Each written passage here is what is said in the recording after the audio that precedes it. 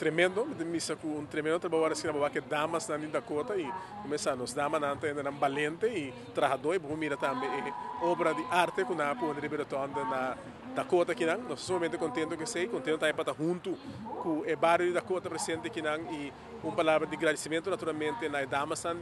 de Dakota, mas também importante para nós agradecer Coima, nos sponsor aqui e aí passar também na tua aduna e sostém e sei tá mostra também a relação que tem entre estão que tá viva dentro do bairro, na entrada do bairro e claro negócio do bairro não está dando uma contribuição ao desenvolvimento econômico do bairro, mas naturalmente não também está sentindo responsabilidade para colocar o desenvolvimento e a boniteza do bairro e isso é agora demonstrar vez mais aqui do Coima, nós somos sumamente contentes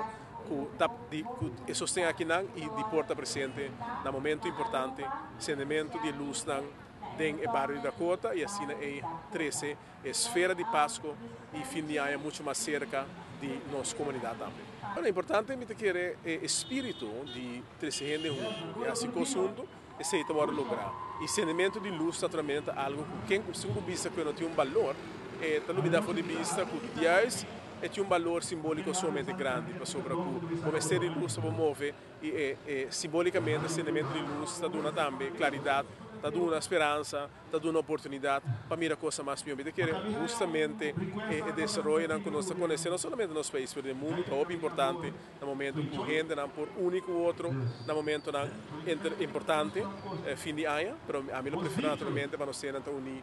mais dentro da ano também e assim custa muito. E desenvolver um bairro, e segurança de um bairro, e desenvolver de jovem no bairro, formação, educação, tranquilidade, tudo é coisa depende arriba e união que tem gente não. Isso está agora demonstrar no momento que nós se custa junto e também no momento simbólico sendo luz junto. Thank you.